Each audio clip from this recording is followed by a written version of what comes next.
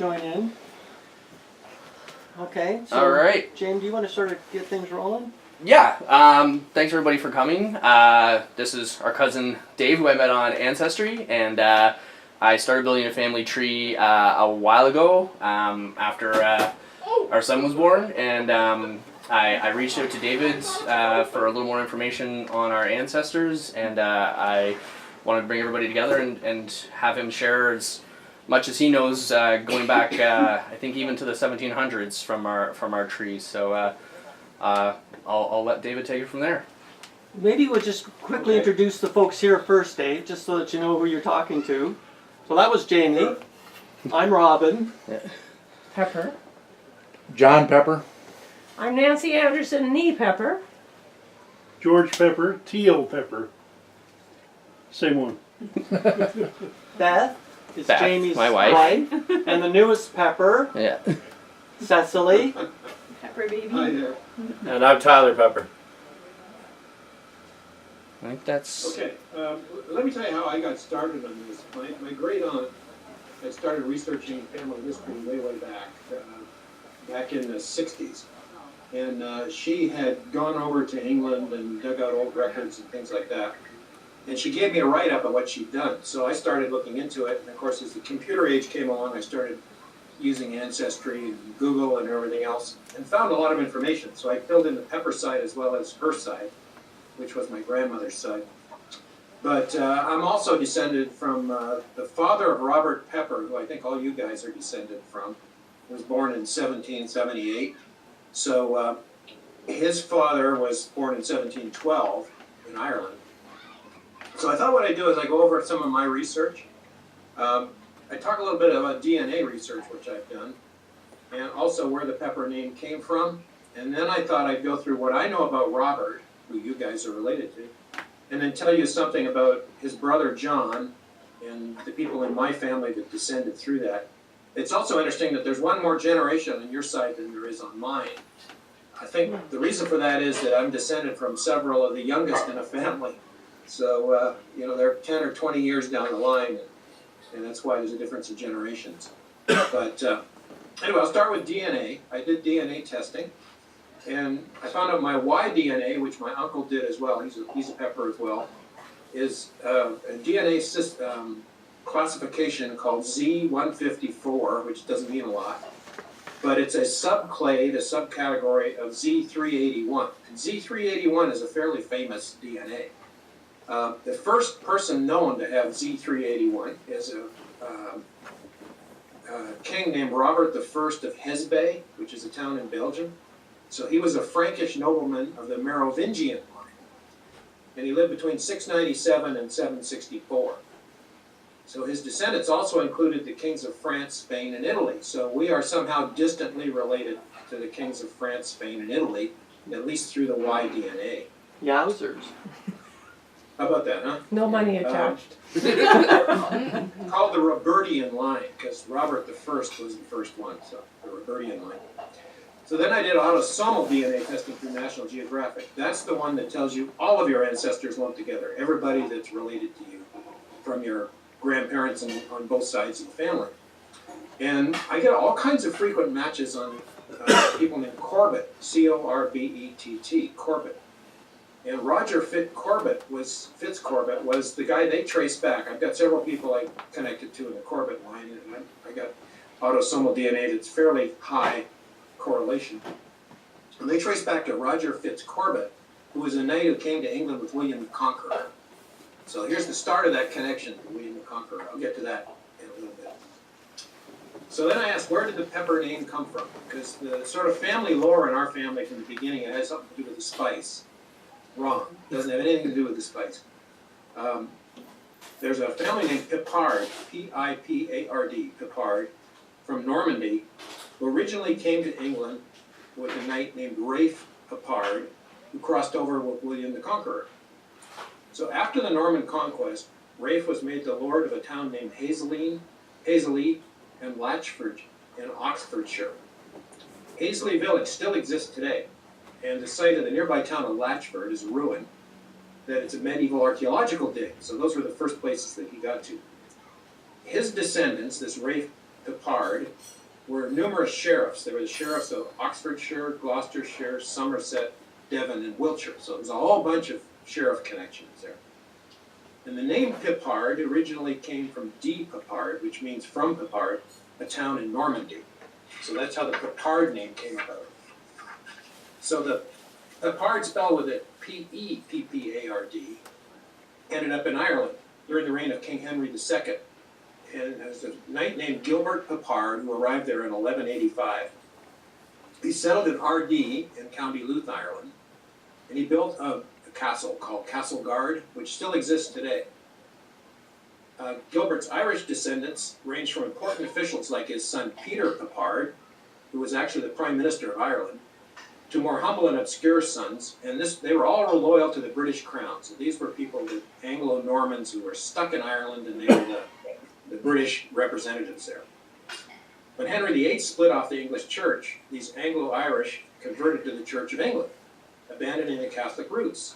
So the Irish, who held on to their Catholic roots, got into conflict with our side of the family, who had this Anglo-Irish aristocracy. In the 1600s, one of the Peppards built a castle called Peppard's Castle in County Wexford. That's probably how the Pepper line got to Wexford. So this was the very first person. Part of that castle is still there. There's a house that was built, a country home, that included some of the walls of this castle. The castle doesn't exist, but the country home still has the walls from Peppard's Castle. And the records that I've found often show that Peppard is spelled Pippard and Piper. So Piper, and it makes sense when you think of the way the Irish pronounce our name, Peppard. It's, Peppard in French, or Pippard, has a silent D. So it's almost like Peppard. Yeah. So it's kind of how it became Pepper. So the earliest Pepper I've traced is Robert Pepper, born in 1712, and his wife Hannah. They lived in a village called Clone in County Wexford, near Peppard's Castle. And I can't find any farther back than that. The records, as you probably are aware, the records were all destroyed in Ireland during the uprising, when they burned the records in Dublin. So it's very hard, other than church records, to find anything. Do have a lady there, Moira Harvey, who's a relative who lives in Dublin, and she's helped a bit with tracing some of this stuff. Now, Robert, the first Robert, 1712, son William Pepper, and his wife Elizabeth Smith moved from that little town of Clone to a town called Tincurry, which is a pretty famous place, also known as Corky. So if we now get to Robert Pepper, so he's the son of William Pepper, the one that lived in Clone and moved to Tincurry. He came from this family of British loyalists. In 1798, you probably know, the Irish rose up and rebelled, so there was a rebellion. So fueled by this religious fervor, Catholic Father John Murphy, who also lived in the village of Tincurry, incited his flock to burn the homes of the Anglo-Irish collaborators. So on the 26th of May, 1798, they started the rebellion, 1798 rebellion. And interestingly enough, can you get that, Jill? Hey, Jill, answer the phone, please. I'll get it, Dave. It could have easily been us. Okay. So the first home they set fire to in the 1798 rebellion belonged to a Pepper. And it's written in historical records, so it's kind of amazing. This Robert Pepper, born in 1712, and his wife Elizabeth Smith Pepper, he had died, so she was a widow, and her house was set on fire. It was the very first house set on fire. She had 7 children in her home, and she tried to stop the rebels, but she was injured in the scuffle fairly seriously. And her 18-year-old daughter Anne's husband, a man named John Candy, came to her aid, and he was killed. So one of the daughters escaped through a second-story window and jumped on a horse and rode it to the British garrison to report the attack. You guys in Canada probably know Laura Secord. It's kind of similar to that story. So she, I'm not sure if it was Harriet, Judith, or Hannah, because I don't know which one did this, but she rode to report the attack. And the British loyalist forces showed up and helped put down the rebellion. There was a huge battle at a place called Vinegar Hill near Enniscorthy, Ireland.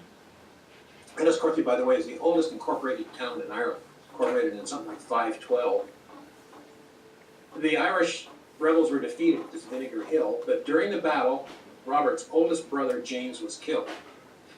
So this is your Robert, 1788, Robert. His brother James was killed. The British later captured Father Murphy and hanged him in front of his church, Broad and quartered him. But he became a martyr, and he's still highly regarded by the English today in their independence movement. There's a big statue to him in several places thereabout. He's a hero. He's not much of a hero. He killed off our relatives, I'd say. So that's kind of the story of the beginnings of the Pepper family there. 15 years later, after the War of 1812 had ended and Ireland was suffering from unemployment when the soldiers returned, and also in 1812 the British were really concerned the United States would attack Canada, so it made sense to encourage these Irish loyalists, these Anglo-Norman Irish, to move to Canada, because you'd have people living there who were loyal. In addition, Ireland was suffering in 1817 from a famine that occurred when a volcano named Mount Tambora erupted in Indonesia, blanketing Europe in clouds of ash. So it was called the year without a summer. So the poor Irish had their famine, and they had this encouragement. And in fact, their passages were paid, and they were given land in Canada. And I think when Robert and John, his brother, moved over there, they were given 100 acres each, and their passage, I would hope, was free, or at least reduced price. So according to these records of listing settlers emigrating out of Ireland in 1817, Robert Pepper and his family are among that list. So they arrived in Quebec in 1818 and spent about 5 years there. At this time, Robert's younger brother, John, my second great-grandfather, arrived to join his brother sometime just before 1823. In 1823, John Pepper was listed as traveling on a side-wheel steamship called the Quebec, which was built by John Molson in 1818, from Quebec to Montreal. A couple of months later, Robert Pepper was listed on the same steamship, traveling to Montreal, and then they would have traveled upriver further to get to Elizabethtown, which was the original name for Brockville. By 1829, the family were settled on their farm just north of Brockville in a place called Addison, Ontario. Sometime in the 1840s or 50s, Roberts and his wife Jane Giff retired and then moved to Oswego, New York to live with their son James, who was a barge captain on the Erie Canal. So they were listed as living in Oswego in 1860 U.S. Census. But the Civil War broke out, and in 1861 they were back in Canada. It's not known where they were buried. There's a Pepper Cemetery. I think they might have been buried there. There's no gravestone, but I couldn't find the information of where Robert Pepper was buried. You guys might have more success than me. I don't know. In fact, it's easier up there, obviously, to talk to people and look at gravestones. And I would invite at least one of you to go look at the Pepper Cemetery and see if you see any evidence of So it's in Brockville, Dave? Yeah, it's north of Brockville. Addison is about maybe 20, 25 miles north of Brockville. Yeah. And it's a little village, and that's where the Pepper farms were. Robert Pepper had a farm, and John Pepper had a farm. They had 100 acres each side by side. The farm's still there. We'll check it The out. first record of John in Ontario was his marriage to Elizabeth Edwards. So this is my side of the family now. This is John, who was my great-grandfather. So he married this Eliza Edwards and settled in Elizabethtown. They had 2 children. But unfortunately, in 1833, Eliza died. So John married his second wife. So they had 4 children, the youngest of which was my great-grandfather, Andrew. So according to the family lore, there's a lady named Maggie Walker, who's a relative. I've corresponded on the internet. John was a Black Knight of the first lodge in Canada of the Orange Order. You guys might have heard of the Orange Order. Oh, yeah. And it was started by Ogle Gowan in 1831. Some of the meetings of this lodge supposedly were held in the living room of their farm in Addison, Ontario. And I'll quote what Maggie said to me. She said, John would raise the Union Jack flag high on a pole to tell everyone that a meeting of the Orange Lodge was about to take place. Hanging on the wall was a painting of King William on his horse. Well, which a relative that we have is still as today, end quote. So John, as a member of the Orange Order, probably responded to Ogle Gowan's call to put down the invasion of Prescott by the American Hunter Patriots in 1838. So the Americans tried to invade Canada in 1838, and the people of the Orange Order gathered up arms and went to repel them. And they called it the Battle of Windmill. You may have heard of that. I know about it. I think it's in Cornwall or somewhere down that way. Yeah, Cornwall. So it was fought, and the Americans were repulsed. So that was the first battle that my relatives were involved with in Canada. In 1843, John Pepper built a homestead, so the house is still standing today on Concession 10, Lot 33, and I have the address of that. It's on a road called Redan Road in Addison, Ontario. I've corresponded with the lady who lives on the farm next door, and she knows the farmer there, so it's a 100-acre farm. So then the youngest son of John was Andrew Pepper, born in 1847. That's my great-grandfather. So he took over the farm in Addison, and he married Martha Hanna, the daughter of a farmer in nearby Greenbush. Andrew also listed his occupation on the census as a carpenter. He was a member of the 41st Battalion of the Brockville Rifles. That was a volunteer brigade of gentlemen farmers and merchants. He was called up to fight in the Fenian raids during 1870, helping defend Canada from an attack by the Americans in Cornwall. He was given a medal to commemorate his participation, and I still have that medal today. The Fenians were Irish Civil War veterans who tried to attack Canada. And I thought it was interesting that the Fenians have a marching song, and I'll quote it to you. It says, "We are the Fenian Brotherhood, skilled in the arts of war, and we're going to fight for Ireland, the land that we adore.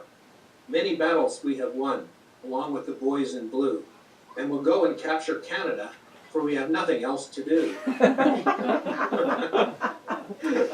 They were no match for the 41st Brockville Rifles.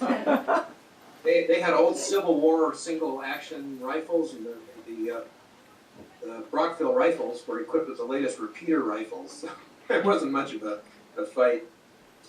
In 1900, Andrew's wife Martha joined an itinerant evangelical group called the Holiness Movement, and she deserted the family. She left all her children and went off with a group to live in tents, and they went from place to place preaching. So my grandfather, his name was Magnus. He was the youngest son of Andrew Pepper. When Magnus's mother left, he moved in with his sister. And a few years later, Magnus and two of his brothers named Akeley and George, who were nicknamed Ace and Deuce, moved to California to work in the orange groves. During their sojourn in California, the brothers witnessed Glenn Curtis demonstrating his flying machine. When the brothers returned to Canada, Ace and Deuce built a replica of Curtis's flying aircraft and became the first people in Western Canada to build and fly their own airplane. On August the 1st, 1911, at the annual Saskatchewan Annual Fair. And that's in the History Museum in Ottawa, the Aviation History Museum. There's a little model of that airplane. My grandfather Magnus decided to settle in McGregor, Manitoba, where he took a job on a farm owned by James Busfield, who was a stock breeder and an entrepreneur. He who also owned a local hotel, dairy farm, and cheese factory. So in 1914, Magnus married his daughter, Busfield's daughter, Bessie, took over the farm. Their son Albert, who was my father, was born in 1916. In 1917, my father was 1 year old, but Magnus went off and joined the Fort Garry Horse Regiment of the Canadian Army. He was a cavalry trooper, and he set off for France. On their way to France, the regiment's veterinarian, Dr. Harry Colburn, rescued a bear cub whose mother had been shot. Winnie. During training exercises in England, this cub named Winnie, after the regiment's hometown in Winnipeg, Yeah. was given to the London Zoo. The author A.A. Milne often took his son Christopher Robin to the zoo, and his kid's fascination with the tame bear caused Milne to write the story Winnie the Pooh. Yeah. There's a connection with my grandfather for Winnie the Pooh. My grandfather Magnus fought in the Battle of Amiens and Le Cateau as a dispatch rider, taking messages from the trenchers back to the command post. He had 6 horses shot out from under him, and he was gassed with mustard gas. After the war, Magnus bought a farm, but lost it during the Depression and was forced to move with the family into the Pepper Hotel in McGregor, Manitoba, which still stands. So Albert Pepper, my father, Albert or Barney Pepper, left the family farm when he was only 20 and moved in with his aunt in Winnipeg to work for her company, a machines parts distributor. He joined the Canadian Army as a part-time soldier, learning to be a sapper in the 10th District Engineering Corps. In 1939, when war broke out, he joined the RCAF full-time and put his engineering skills to use working in training command, building airports and facilities in Borden, Ontario, Trenton, Ontario, Brandon, Manitoba, Calgary, Alberta, Prince Rupert, BC, and Vancouver, BC. During his time in Vancouver, he met and married my mother, Frances Johnson, who was the base accountant and newspaper editor. And also it's interesting, my father's brother, Jim Pepper, was a wireless air gunner on Lancaster bombers stationed in England during World War II. So I know George Pepper was over there. So there were two Peppers at least in England fighting. There were for the three. Canadians. James we had a Jim Pepper who was our uncle there too. And he was a wireless air gunner. And he Really? was a Yeah. wireless air gunner. And my father, Frank Pepper, was a wireless Navy, in the Canadian Navy. Oh, cool. So we have three wireless people. And this is George Pepper, the son of the George Pepper you just mentioned. Right, right. Yeah, he was quite a guy. So, Yeah, DFC and Bar. yeah, that's excellent, excellent. Yeah. Just after the war, I was born and the family moved to Calgary in Ottawa, where I started my schooling. And then finally back to Vancouver, where I grew up. Then Barney was building the Dew radar lines and the Pine Tree radar lines Yeah. across Canada. He would deploy for a few months in various places and then get a month or two off and come home, spend a month or two at home in Vancouver. In the 1960s, Barney was deployed to Montreal. He worked at CAE on the Avro Aero simulator. Yeah. And then he went to England and Germany. He retired from the Air Force in 1965. He was an experienced glider pilot, having built and flown his own glider in 1948. He flew tow planes and participated in glider meets all over North America and Europe. My earliest recollection of riding in a biplane was when I was 4 years old. I remember being in there, I could hardly see over the edge of the cockpit and the wind was blowing over me, it was noisy as anything. So my earliest memory is flying with my dad. After retirement from the RCAF, Barney worked as a journeyman electrician on the cyclotron at UBC and the Syncrude plant at the Athabasca tar sands before he moved to San Clemente, California to work on the San Onofre nuclear power plant. He passed away in 2004. My dad and mother both did. So brings me to me. I followed my father in learning to fly, getting my private, commercial, and airline transport pilot's licenses. I've flown both big aircraft and small aircraft, propeller and jet powered, helicopters, float planes, and numerous types of flight simulators. I got my bachelor's degree in engineering physics from the University of Toronto and my master's degree from the U of T's Aerospace Institute. And I worked for a while as a scientist in atmospheric chemistry. I then worked as an engineer designing flight simulators, interesting enough for CAE Electronics, where my dad had been 20 years before. I've been pilot scheduling manager for United Airlines, engineering manager for United Airlines, an engineer working on training systems for the U.S. Air Force, and I finally finished off as president of a small company doing pilot training. So I retired in 2011 and I currently live in Denver, Colorado. So that's my side of the family, and that's kind of the highlights of everybody's life as we went down the tree from, Robert and his father and my second great grandfather, John, Robert's brother. Wow, Awesome. That's That's incredible. Any questions on all that? I mean, it's really fun. That's a lot. that's a lot to absorb, but at least we're recording this too, Dave, so we'll have a record of everything that you said. Really appreciate that. I don't know whether we can go that far back. Well, I can fill in, at least from what I've found from public information. I can fill in from so you mentioned Robert and Jane Giff. They had a son named William Pepper, and then William Pepper married Elizabeth Taylor, if I recall correctly, on our tree, and they had a son named John. John married Harriet Holmes, and then Harriet Holmes and John had William Cleveland Pepper and all the Peppers that we know from that generation. So that's Grandpa Bill Pepper. that's Grandpa Bill Pepper. So I can cover that part. We obviously don't have a lot of information about John and the William above John, but Right. I at least was able to trace from Robert and Jane, who David mentioned, down to William Cleveland. So we've got a few memories from Grandpa Pepper, or maybe I can start off and anybody who wants to jump in.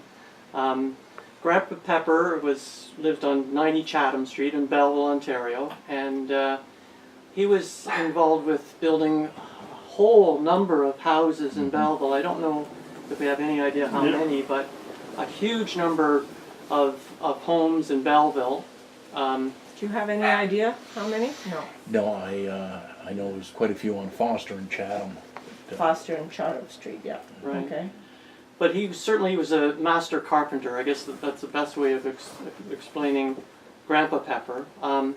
He was quite the character as well. I can remember as a young boy, just a little toddler, we would go and visit Grandpa Pepper with my mother and father and my sister, and we'd go in there, and he'd have tons of stories, and I don't know where he'd come up with these stories, but he could just rhyme off a story and make them up on the go. And then he'd often whistle and sort of hum a little tune as well as he was telling these stories. So he was a joy to be with as a little toddler. I think he had something with the leg. One leg was shorter than the other. One leg was shorter than the other, and he always He had that boot that was. the boot was built up. built up. It was rather intimidating as a young boy coming in and sort of seeing this gruff-looking. I think that happened as a result of the hockey industry. Yeah. He apparently played with the Belleville Bulls Yeah. long before there was an NHL, but they were the premier team in Ontario and the predecessors to the NHL. And he had a chance. I remember Dad telling me to turn pro Yeah. when the NHL first started. He Yeah, was, and then he had he was an that accident good. with his leg, I think. And yeah,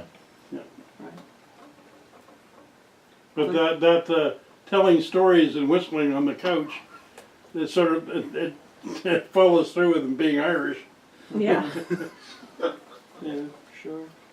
But I remember also, how they were saying the Orange Order, which was Yeah. totally anti-Catholic.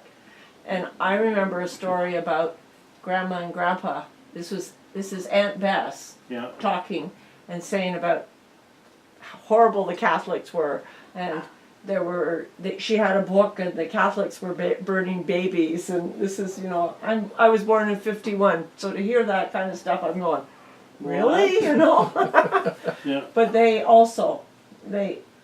my dad talked about King Billy, and the 12th of July was when the Orange Order paraded through Belleville, and they celebrated when King Billy came from the Netherlands, right? And took over the throne of England because he was Protestant and they didn't want a Catholic in the throne of England. Yeah, there was a big battle. There was a big battle over there called the Battle of the Boyne, That's it. and when forces from William fought the Irish, and still a really contentious point in Northern Ireland today between the Protestants and the Catholics. Anyway. When my father died during the Second World War, he owned a home in Belleville, and my grandmother had control over that part of his estate, and she sold the house and gave all the money to the Church of England, the church she used to go to across on the Moira Bridge. Yeah. Right. And, Christchurch. Yeah. Christchurch, yeah. that's right. And she got a place up in the front with her name on the A pew? on the or- pew, yeah, and uh-huh. she'd make it a big thing to come late, so she could walk down the aisle with her grandson, me, on her arm, Yeah. and we'd walk up to the front and sit in this pew, yeah. So anyway, yeah, that follows through with the hatred for the Catholics because they were on the other side of the town. So I would suggest you guys write all this stuff down. Yeah. It's really important to keep all these thoughts when they're available. For sure. So thanks to One of Jamie, the we things- just started this. Yeah. One of the things that I'd like to find out is where Christina, which is my grandmother, or William's wife, my grandmother, Yeah. Christina Teal, T-E-A-L-E, where that side of the family goes. We can't seem to find anything on her. Yeah. Well, the way, I don't know if you guys have done much research on this stuff, but the way to try and track somebody down is to first do all you can in Canada. So you look at birth records, death records, marriage records, and census records. So I mean, if you can really delve through that. Sometimes on those, like the 1861 census, has a lot of information on it. The 1851 census has all about farms and what crops they grew and all kinds of stuff. So if you start there, that's helpful. If you get online and Google a person's name, you can find more information out. There's a few websites out there too that you can try to get to where other people will share things that they know as well. And with a name like that, she was born in 1840. So you should certainly be able to figure out who her parents are easily, because in the 1850 census she should be there, if she was born in Canada. If not, she'll show up at some point later, like the 1871 census or whatever. So I'd suggest you start there and just start using the computer to try and track people down. I'll work on that side next. Yeah. Because it's been easy with I say quote unquote easy, but with your work, David, and some of the other records out there from some others on Ancestry, it's been reasonably easy to find peppers, but I haven't done the other side of the family yet, so that'll be the next thing to work on. Yep, but it's fun too. So the children of William Pepper And are Christina Teal. and Christina Teal would be. I'll start off with my father, Frank Pepper, and so 1919. Yes. Born in 1919, and a couple little stories. Nancy helped me research some of this.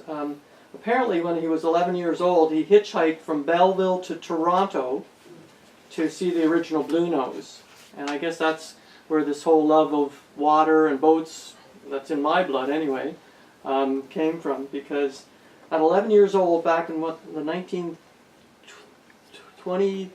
Yeah, 30s. hitchhiking from Belleville, Toronto was, I just can't imagine how you do that, Okay. Apparently he was picked up by the, he was picked up by the police, and they found a relative in Toronto. Yeah, he had an aunt. He had an aunt in Toronto, but he was an avid sailor at a young age. He built his own punt sailboat.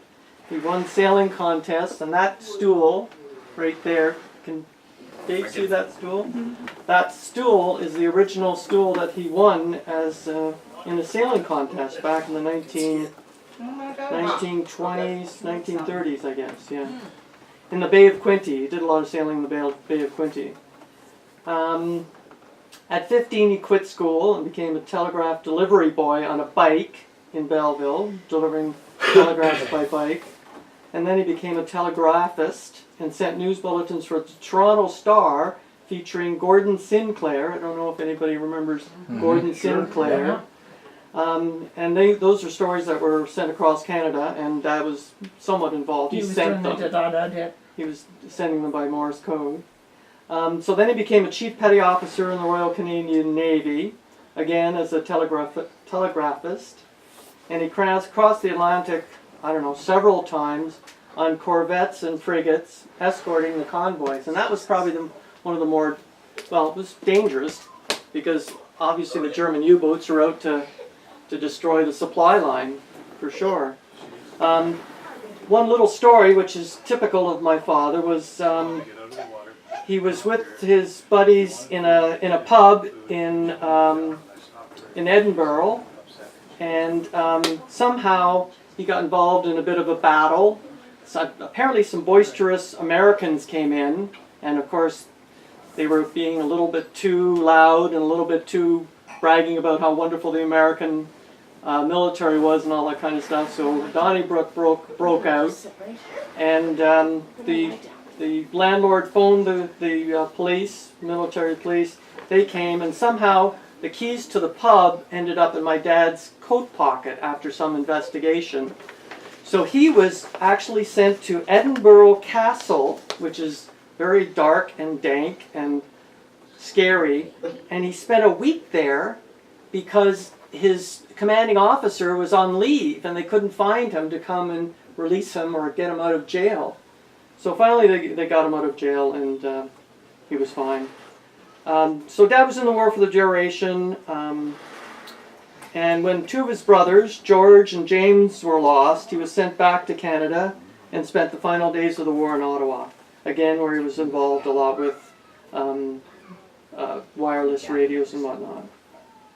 That's about it. All I can say is that Dad was Frank by name and Frank by nature, for sure. He was the defender of the little guy, and oftentimes he would be the one to punch a bully in the face. But he certainly did show his love and affection for his family, and he supported his family very generously. So I remember him as being adventurous in his lifetime and courageous in wartime. So that's my dad.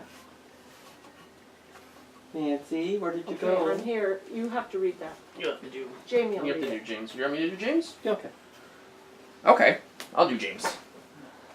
So James Harry Pepper was my grandpa's brother, and I'll go off script for a little bit here. He was married to, engaged to my Mary. to my grandma initially, before she was married to my grandfather. The words on his tombstone say, "A silent thought, a secret tear, keep his memory ever dear, Bets Ann." So that tombstone was in De Waal on the island of Texel in the Netherlands. But Aunt Nancy has some pictures, and I saw the same picture online on Ancestry, but they've got pictures of themselves. Or they took a bike trip there. When was that? May 2015. 15. Right. So was James in the Air Force or the Army? He was in the Air Force. It says all the members of his crew were shot down in 1943 on November 23rd. He was RAF. He was RAF. Yep. He was the lone Canadian. He was again the wireless operator. He's 23 years old, a sergeant. They'd been on a bombing raid and almost made it back to Britain. He had been in Britain on the Isle of Man working with his crew and his oldest sibling George. George, we're going to talk about a little bit of the motorcycle racer, competed all over the world. Jim was a little brother who helped him. When the war was declared, they volunteered to the RAF, and from the record here, George was something of a genius, could do anything, and he made it as a fighter pilot, and Jim was a wireless operator, and Frank was in the Navy, you mentioned that earlier. I think, so Grandma Pepper, or Bets Ann, was 23 when he was shot down. We don't know how they met. We think that maybe he was working in the Canadian Treasury Department where she was working. We know he had adventures. He was part of teams that were ferrying planes to Archangel in Russia to help the Russians fight the Germans. We do have a copy of his passport, which I want to gently scan in and digitize. The RAF folks were there for a while because there was a story about one of Jim's mates who met a Russian girl and fell in love, but when the Soviets found out, the girl disappeared. So we do have pictures of Uncle Jim that were in the house. It says his brother Frank went to see our grandma, Bets Ann, when she was widowed, and he said, I was waiting for her to come down to the parlor from her room in the house where she was staying. I saw these wonderful legs coming down the stairs, and I said to myself, I'm going to marry this girl, and he did. Frank married Bets Ann, named her first son James Harry Pepper, and after James, and also what else was there? Oh right, so we always thought that in some way our big brother Jim or James. Robin and Nancy were a part of Jim too, tied to our heritage both through Frank and through Jim. Yep. And that's it. So it's James. I can add something to that. Oh. My mother, Elizabeth, after my father died, she was back here in Belleville, and when Frank and Bets Ann wanted to get married, they had to go in front of a judge or something to get it done. And Frank stands up and says, my name's Frank Pepper, and this is Bets Ann Pepper. Okay, now the judge didn't want to do anything with that. Thought they were two brother and sister trying to get married. So they had a devil of a time getting them convinced that this was his brother's wife and so on. Anyway, finally allowed it. But, yeah. That would have been. And the confusing. witness was Betty Pepper too. Yeah. That's right, yeah. Yeah. Is it sour cream or something? Frank also had quite a career running hotels and some of the major hotels in Ottawa. Yeah. He'd managed them, set them up, and was quite revered in that particular business. What he was part of what's called consolidated hotel management, and it was Charles Ornstein and some other folks who they went in and they took over properties that were having some financial difficulties or whatnot, and Dad was able to sort of turn it around and make it into a stable financial operation, and then usually they flipped them and they sold them to somebody else or some chain. So I grew up in hotels. I still remember going to Luxor in Ottawa. The Luxor in Ottawa. Yeah. Yeah. But I can remember one story where we were at the Commodore Motor Hotel in Kingston, Say thank you. and then, so Jan. I never ate any food that my mother prepared when we were in the hotel business because I just would go down to the dining room or the coffee shop and get food. Right? So one day we decided we were going to have dinner upstairs in the suite, and where the manager lived, and so somehow Dad. There's this thing called a dumbwaiter, which is the little elevator that ferries the food back and forth from the kitchen. So somehow Dad sneezed at some point, and his dentures fell out and went down the shaft of this dumb elevator. So guess what happened? He said to me, "Robin, get in the dumb elevator. This is like a box, I don't know, 3 feet wide by maybe 3 feet high." And he said, "As I lower you down, you look on the find my ledges dentures." and you find my teeth." Oh, And it was really dangerous because I don't think that they were equipped to hold even a Small little kid child, of me. Like I was pretty small in stature, but I did what my father's told me, and we didn't find the dentures. did you? Oh, that's no. Teeth? No. Yeah, that's funny with my family, with the Busfield side, they owned a hotel. So my uncle was telling me when he grew up, when the Depression came, they all moved into the hotel. Lived there for about 5 or 6 years. But he said that it was a hotel on a railroad stop. And what would happen is all these workers would get off the train and they'd show up at the door of the hotel expecting a meal. And he said my grandmother could whip up huge meals in no time whatsoever for this whole crew of railroad workers. So tell us about Bill Pepper.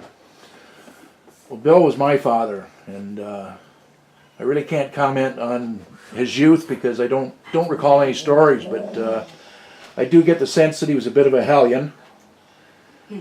Dad joined the service like his other 3 brothers, but never made it overseas. He was a mechanic and was stationed at the RCAF base in Trenton, Ontario. After the war, he started a company called the North Transport and delivered hard goods to towns and villages in northern Ontario.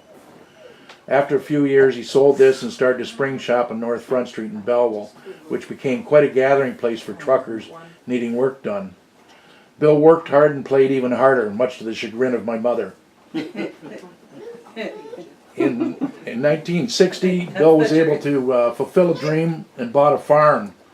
When he took Grandpa Pepper, who was William Cleveland, to see it and ask his thoughts, Grandpa Pepper said, "Burn it." It took several years of working on weekends, but finally his dream was complete. Bill was a man to this day that I've never heard anyone say a bad word about. No. He was a great father and a good friend. Yeah, Yeah.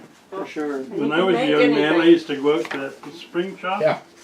And I spent a lot of time out there when he and the boys were putting back a few in the back. Yeah. And they're telling stories and building springs and doing wrought iron work for fencing. Yeah.